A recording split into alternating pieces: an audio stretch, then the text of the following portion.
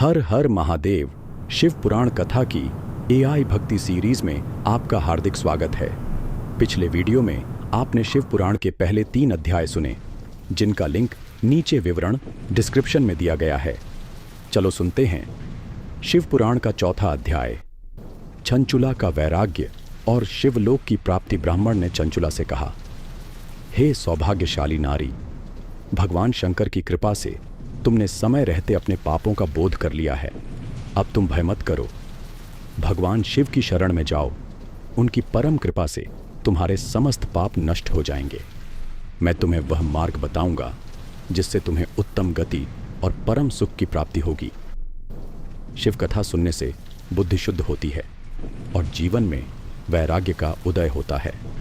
प्रायश्चित और हृदय से किया गया पश्चाताप ही पापों का शुद्धि मार्ग है। जो मनुष्य अपने पाप कर्मों पर पश्चाताप करता है, वह निश्चित ही उत्तम गति का भागी बनता है। शिव पुराण की कथा का श्रवण करने से चित्त निर्मल होता है और उसमें शिव एवं पार्वती का वास होता है। ऐसे शुद्ध हृदय वाला मनुष्य सदा शिव पद को प्राप्त करता है। यह कथा समस्त मानव जाति के लिए कल्याणकारी है, भवबंधन रूपी रोग का विनाश करती है।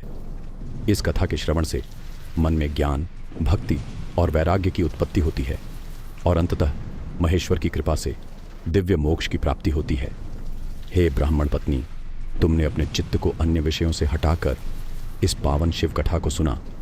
इससे तुम्हारा मन शुद्ध हुआ और मोक्ष की दिशा में अग्रसर हुआ।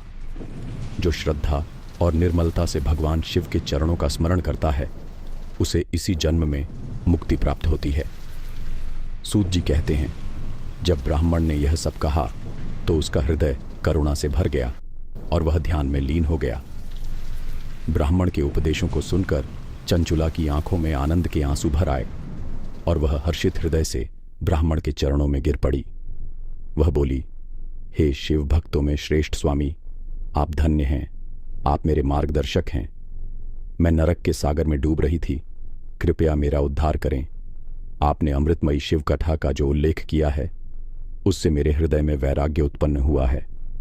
अब मेरी यह प्रबल इच्छा है कि मैं वह कथा सुन सकूं। इसके पश्चात वह ब्राह्मण की सेवा में वहीं रहने लगी और गोकर्ण क्षेत्र में मासिक कथा के दौरान उन्होंने ब्राह्मण देवता के मुख से शिव कथा सुनी। वह कथा ज्ञान, भक्ति और वैराग्य से परिपूर्ण थी। कथा सुनने के बाद उसका चित्त शुद्ध हो गया। वह सच्चिदानंद स्वरूप शिव के ध्यान में लीन हो गई। समय पूरा होने पर बिना किसी कष्ट के उसने शरीर त्याग दिया। एक दिव्य विमान उसे लेने आया और वह शिवलोक चली गई। वहां शिवगणों से घिरी हुई चंचुला ने गौरांग रूप में शिवपुरी में प्रवेश किया। उनके शरीर पर दिव्य आभूषण और वस्त्र थे। त्रिनेत्रधारी भगवान शिव अपने उज्ज्वल स्वरूप में वहां विराजमान थे। उनके साथ देवी पार्वती भी थीं। चंचुला आनंदाश्रु बहाते हुए हाथ जोड़कर उनके चरणों में खड़ी रही। शिव और पार्वती ने उसे स्नेहपूर्वक अपने समीप बुलाया और सखी रूप में अपने धाम में स्थान प्रदान किया। पंचम अध्याय, बिंदुक ब्राह्मण का पिशाच योनि से उद्धार। सूत जी बोले, हे शौनक, एक दिन चंचुला आनंद में मग्न होकर उमा देवी के समीप गई और दोनों हाथ जोड़कर उनकी स्तुति करने लगी। वह बोली, हे चंद्रावली, हे गिरिराज नंदिनी, हे स्कंद माता, आप समस्त मनुष्यों और देवताओं द्वारा पूज्य हैं। आप सभी सुखों की प्रदायिनी हैं। आप ही सगुण और निर्गुण ब्रह्म की स्वरूपा हैं। आप प्रकृति की पोषक और संहारक दोनों हैं। आप ही ब्रह्मा, विष्णु और महेश को उच्चतम प्रतिष्ठा देने वाली परम शक्ति हैं। सूत जी बोले।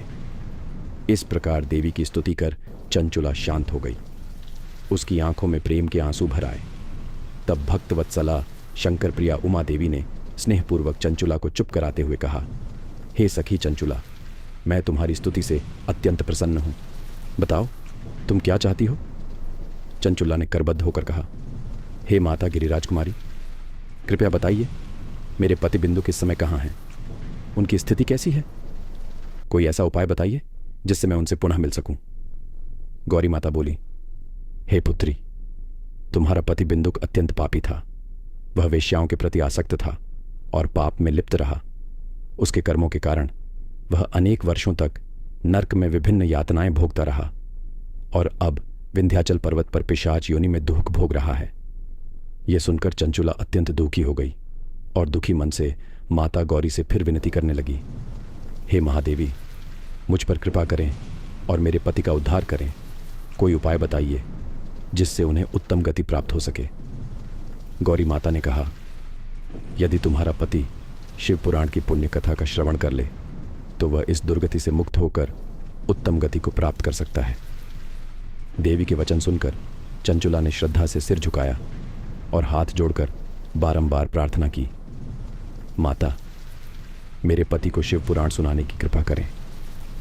तब देवी गौरी ने भगवान शिव की महिमा का गान करने वाले गंधर्वराज तुम्बुरु को बुलाकर कहा, हे तुम्बुरु, यदि तुम्हारा मन भगवान शिव में पूर्णतः स्थित है तो मेरी सखी चंचुला के साथ विंध्याचल पर्वत पर जाओ। वहां एक विकराल पिशाच निवास करता है। पूर्व जन्म में वह बिंदुक नामक ब्राह्मण था और चंचुला का पति था। वह वेश्यागामी हो गया था। उसने स्नान, संध्या, जप और नित्य कर्म त्याग दिए थे। उसकी बुद्धि दूषित हो गई थी। उसने सज्जनों का साथ छोड़ दिया और दुर्जनों के संग रहने लगा। वह हिंसा करता, आगजनी करता और दूसरों को सताता था। अंततः वह मृत्यु को प्राप्त हुआ और नरक की यातनाओं से गुजरने के बाद अब पिशाच योनि में दुख पा रहा है। उसके उद्धार हेतु तुम परम पुण्यमयी शिव पुराण की कथा का प्रवचन करो। इस कथा को सुनकर वह पिशाच योनि से मुक्त हो जाएगा और उसके समस्त पाप नष्ट हो जाएंगे। इसके बाद उसे विमान से भगवान शिव के धाम ले आना।